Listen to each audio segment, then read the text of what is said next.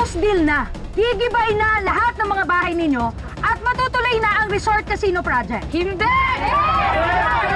Hindi na po mawawalan ng lugar yung tribo natin eh. Kahit po ako nung po ako pupuntahan. Those homeowners who got paid, now they want to play the victim. I hope this project just doesn't benefit us. I hope it benefits the community too. Dream Paradise will be a powerhouse for this community. It will make you more successful to help them succeed. Obvious na nakikipag-flirt ka kay Mr. William Smith Is super rich. and super married.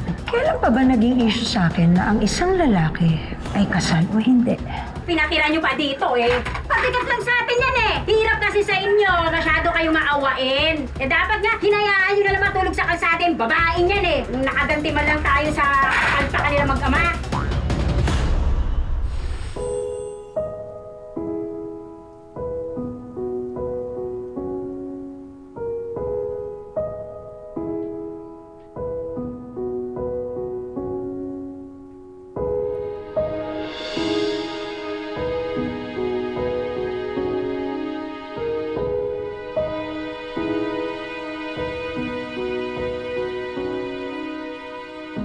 Nakikilala mo pa lang dyan sa Mr. Richardson na yan eh.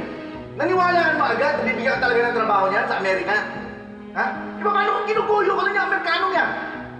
Gani naman, huwag mong pag-isipan ng gano'n si Mr. Richardson. Mabait yung tao. Gusto lang tayong tulungan dahil nakita niya, hikawas tayo sa buhay. Meron pa tayong batang pinapalaki. Kaya nga kinuha niya complex sa kumpanya niya eh. Mag-isip ka nga, Mayumi. Ha? Wala pa nga isang taon si Emily. Ha? Mababayaan mo ng lumaki na walang nanay. Okay naman tayo eh. Kahit na mahirap tayo, nakakaraos tayo sa araw-araw. Na ano, Gani? Na ano? Ha? Na magtsaga ka sa pagiging driver mo? Na habang buhay akong waitress? Ha? Gani, may pangarap ako. Para sa sarili ko, para sa'yo, para kay Emily, para sa atin. Tigilan mo yung binabalak mo na yan, ha? Hindi ka aalis. Dito ka lang, saba! Itong sabihin mo, aalis ako para sa anak ko.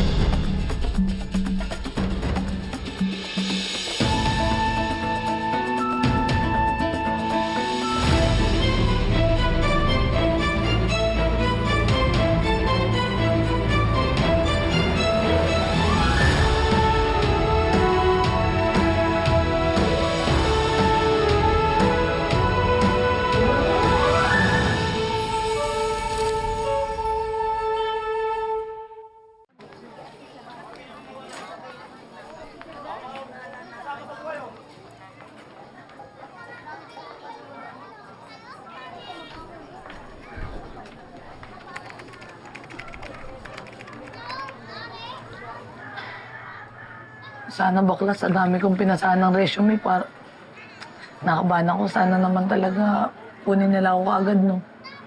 Nakakaya kasi kay Ninang Celia.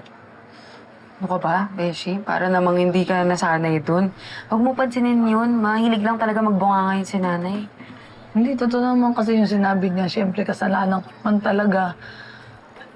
Kaya gusto ko sana makapag-abot kahit papano.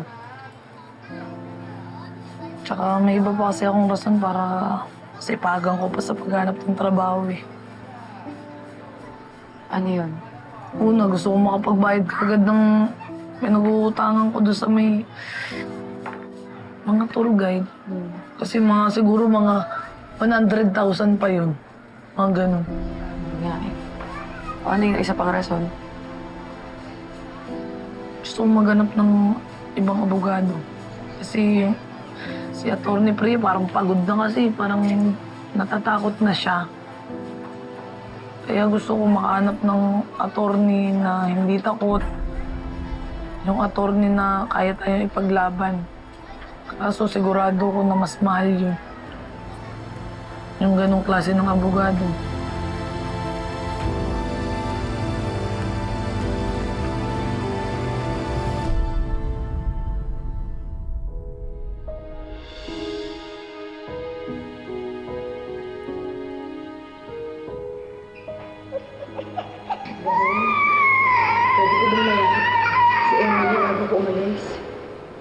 Pag itinuloy mo yung pag-alis mo, wala ka nang babalikan. Hindi mo na kayo makikita ng anak mo. Kahit kailan. Gani naman. Hindi ko lang ako. Hindi. Hindi na, nakapag-desisyon ka na, di ba?